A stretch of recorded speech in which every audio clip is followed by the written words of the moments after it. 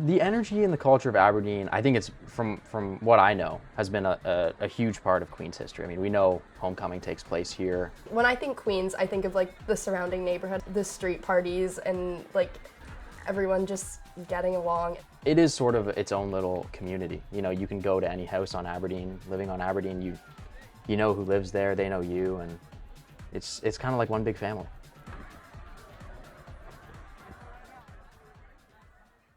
My name is Jamie Partington, and my relationship to Aberdeen Street is uh, firstly as a resident back in the 1900s.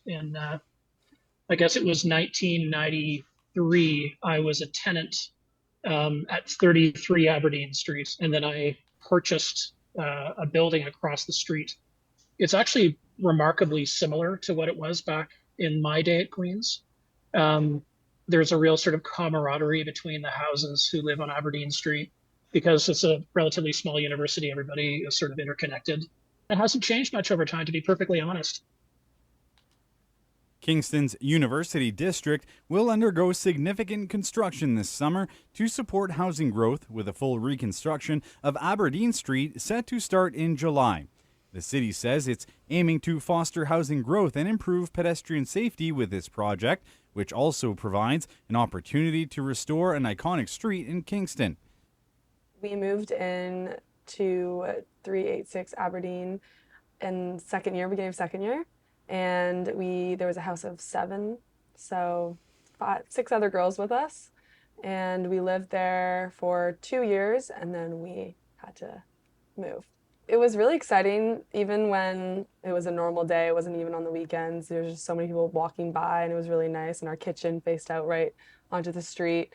Definitely on the weekends, sometimes it was a bit louder, but we didn't mind it. I remember in second year studying for exams in Stauffer, we got the email that our previous landlord was selling our house to a bigger company. We didn't really know why at first, and we didn't care. We were just like, okay, sure. And then I remember later that summer, we got email and they informed us that this would be the final year we could sign the lease for. We were a bit confused and wondered why, and then they explained because they wanted to basically bring our house into this big plan of tearing the houses down in this little corner and putting up a big apartment complex building. Once we realized that this was legit, we made a petition. No one really understood why we're building a 120-foot apartment building on Aberdeen. The proposal calls for a 6-story, 45-unit building to be constructed on 3 lots along Johnson Street. In addition to traffic concerns, the association chair believes the demolition of the structures already in place will take away the area's historic character.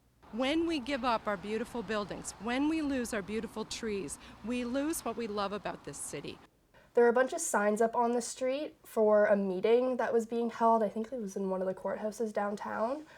They basically put up the most drab, black lettering on beige kind of signs in the smallest font, so that you actually have to be a pedestrian and walk right into these signs to be able to read them. Now, in other developments, you can still see them around Kingston. There are massive signs, huge font that say, "Hey, citizenry, this is what's being planned for this block.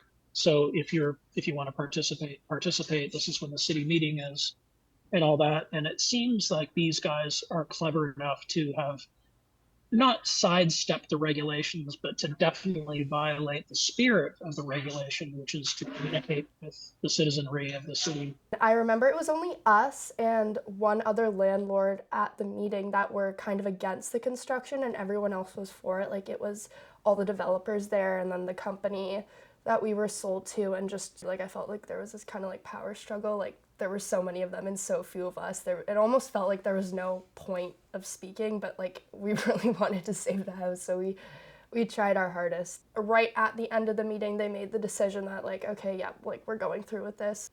It was pretty sad.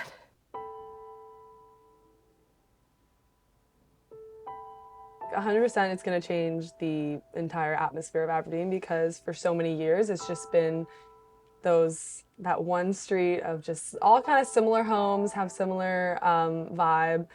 And now it just seems a little weird to have a 6-story building. It blocks the view from the nice church and then the rest of the neighborhood. I think if you start changing every lot into an apartment building, it's really going to change Queens and just the whole vibe of it.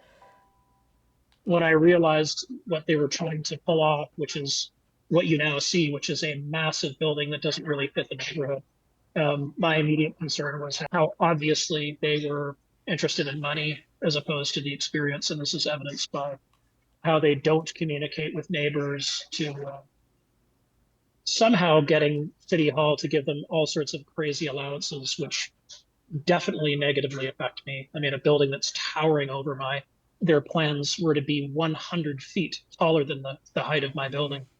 At last count, they got permission to do 120 feet and at least 10 feet closer. The construction has been a common talking point of Aberdeen. It's sort of, I think in a way, brings the community closer together. Everyone, everywhere you go will complain about the construction going on at the north end of Aberdeen.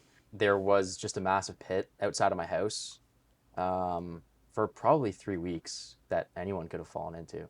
It's a big risk to just have an open pit available for the incidents. One of the main issues that has arisen, where I have contacted the city, is the refusal to pick up the garbage.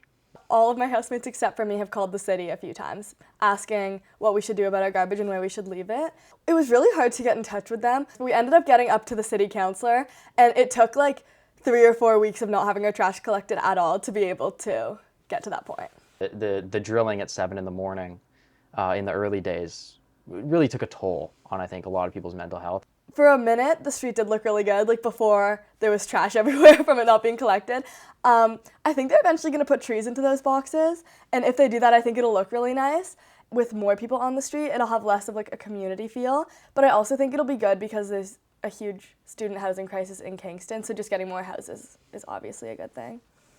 What really set off some alarms was when in fact, the only elected official that was at this meeting who stood up for me, his question to the developers was, is there going to be any low-income rental housing? No. And the whole thing was kind of dropped. And I think what you're going to see is it's going to be very, very expensive student housing. So if that's creating a solution, then I don't know what planet we live on. Students are non-wage earners, generally speaking, except for those who choose to work during their educations at Queens. We don't really need high-end housing. I see prices going up across the board for students and other people. So is this contributing to housing stock? Yes. Is it contributing to the availability of affordable housing, particularly for students? I would say no. Time will certainly tell.